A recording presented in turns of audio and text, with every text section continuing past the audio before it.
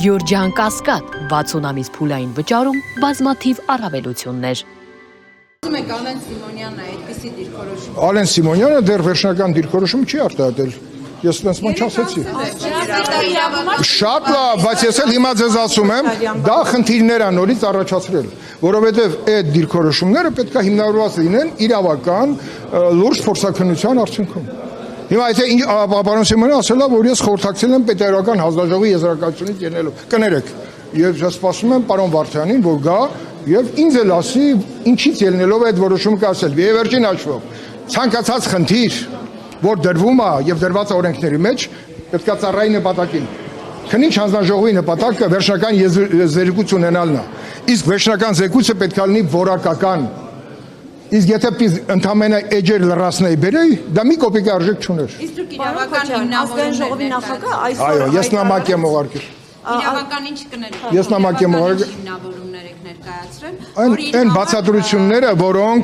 որոնք ծնվել են տարբեր բարձրակարգ իրավաբանների հետ քննարկումների արդյունքում, չտամ անուններ, որովհետև երբ որ պետք լինի կտամ հետո։ Պարոն Քոչարյան, ազգային ժողովի նախագահը այսօր ասաց, որ այսօր էլ քննարկվել է եւ այսօր են որոշել, դուք էլ արդեն տեղեկացված եք։ Չէ, ասելա, որ ինքը ուզում է լսումներ կազմակերպի։ Ես հիմա չեմ հասկանում։ Եթե լսումներ կազմակերպում եք, նշանակում է զեկույցը չկա։ Այսինքն դուք համաձայնություն չեք։ Լսեք, մենք կամ շարժվում ենք իրավական օրակարգով, պահանջով, կամ լսումները միշտ կարելի է անել։ Լսում դա նշանակում է այլ ռեժիմ։ Լսում հանձնաժողովն է կազմակերպում, այդ լսումներին ովքեր պիտի մասնակցեն, եթե լսում է քաղաքացիությունը պետք է մասնակցի։ Պատգամավորները ասաց։ Այդպես լսումներին պետք է բոլորը մասնակցեն։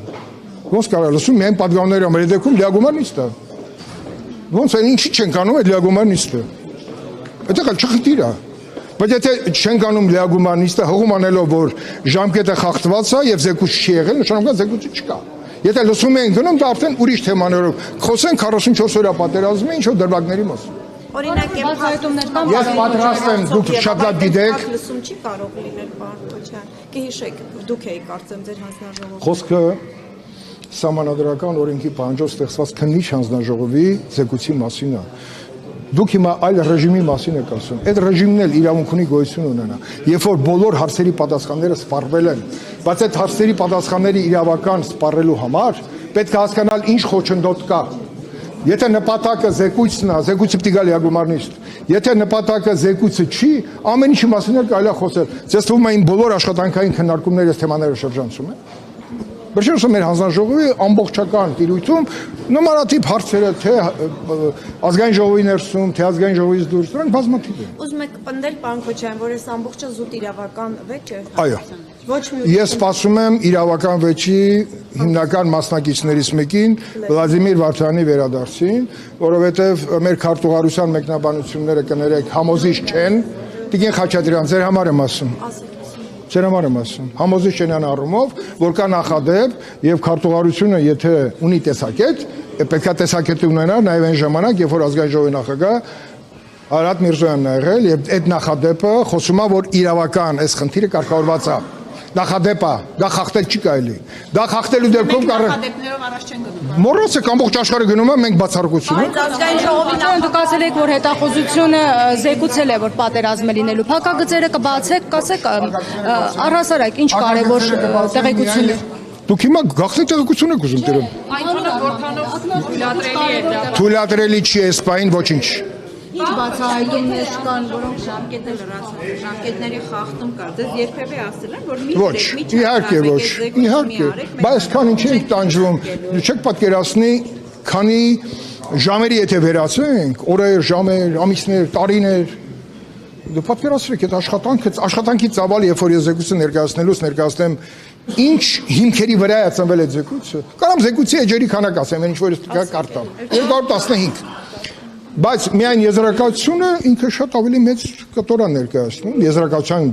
զեկույցի մեջ։ Բայց զեկույց ունի գաղտնի, շատ գաղտնի, խիստ գաղտնի, հուշ գաղտնի, դա բարդ խնդիր է։ Այդ զեկույցի ներկայացնելն էլ բարդ խնդիր է։ Թույլտվությունների աստիճանակարգերը տարբեր են։ Օրինակ դուք առանձնացրել եք, քանի տոկոսը հնարավոր կլիներ հրապարակային օրինակ ներկայացնել։ Իմ համար այո, բայց ես պետք է նայեմ մթնոլորտը ինչպեսին կլինի, որտեղ այս զեկույցը պետքա ծառայի իր նպատակին։ Դա այն բացթողումների պատճառների հիմքերը, որը մեր ուժային կառույցների համար պետքա լինի ուղղակից դրանք օր առաջ վերացնել։ Նիկոլ Փաշինյանի մեղավորությունը կա ինչ որ առումով այդ քննություններով կա, բոլորինս էլ կա, հետո Ինչի Փաշինյան չի ասում, որ ամեն ինչի մեղավորը ես եմ։ Ես չեմ ասում, որ ես էլ եմ մեղավոր։ Իսկ նախկինները մեղավոր են, հիմա չեմ խոսում նախկինների մեղքերի մասին։ Մենակ ասեմ բանգաբուտուլգեկը այսօր փոխված են ամրոցներով։ Թող հասկացողը հասկանա ինչի մասին է խոսքը։ Էլ չեմ ասում ժամանակին մի հատ մեղ չէին կարտադրում, այսօր մեր ռազմաշնորհաբերության վիճակը ինչպիսին է։ Այդեք մեղավորներ ման մի եկեք դասեր քաղելու մասին խոսենք։ Չկան մեղավորներ։ Ինչի՞ չկա։ Ինչի՞ չկա։ Քրեական գործերի քանակը պատկերացնում եք։ Զեկույցում կան դավաճաններ էլ, մեղավորներ էլ, ամեն ինչ էլ կա։ Հաջորդեն քրեական գործեր։ Ես քննիչ չեմ։ Սա քաղաքական իրավական քաղաքական փաստաթղթ է։ Դավաճաններ։ Ինչի դուք չգիտեք, որ քրեական գործեր կան դավաճանություն։ Թե զեկույցի մասին չէի։ Դրա մասին այդպիսի հատված կա։